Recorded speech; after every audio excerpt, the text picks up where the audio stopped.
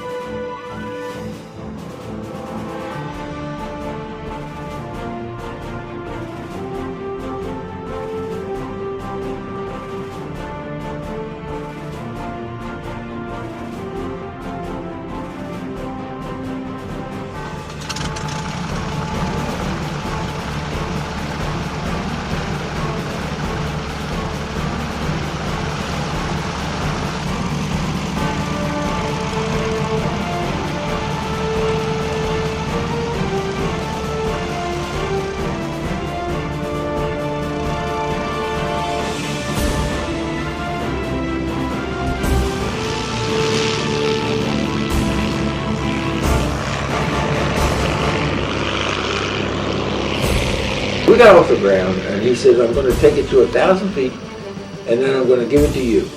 So then from then on, until we got back to the airport, I was flying the whole time. He would tell me which direction to go, and I would go in that direction. We were flying right over the Old Point Comfort Light, and that's out in the water. We stayed mostly over water with land to our left and water to our right, and flew up the bay to a point called Wynn's Island, and then we turned left again and headed sort of back to the airport. He said he thought I did a real good job, and I thought I did too. We got right over the airport at 1,000 feet. He took over again, and we made a flyby. And then we went around one more time and landed. And it was interesting because it seemed like it wasn't much that I had forgotten. It's like riding a bicycle, I guess. Once you do it, it comes back to you.